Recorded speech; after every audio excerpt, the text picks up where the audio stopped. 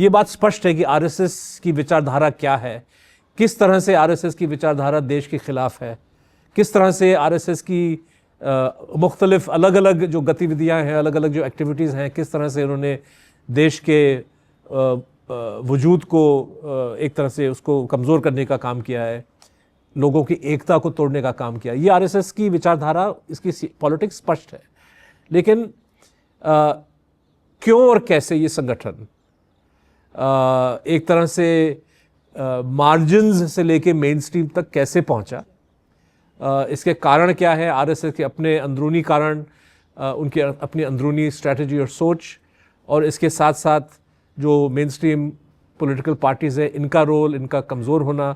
यहाँ तक कि मैं कह सकता हूँ कि चंद हिस्टोरिकल एपिसोड्स में दूसरे पार्टीज़ ने आरएसएस, बीजेपी, आरएसएस, भारतीय जनसंघ को अपीज़ किया। तो जो तुष्टीकरण लफ्ज़ जो बीजेपी इस्तेमाल करता है, लव्स टू यूज़, कि भाई कांग्रेस जो है वो मुसलमानों का तुष्टीकरण कर रहा है, लेकिन टाइम टू टाइम हिंदू सांप्रदायिकता का जो तुष्टीकरण हुआ है, और मैं मतलब 30s 40 से कंटिन्यूसली आप देख सकते हैं धीरे धीरे जो है ये बीमारी ये बढ़ता गया और ये इसका इन्फ्लुएंस बढ़ता गया।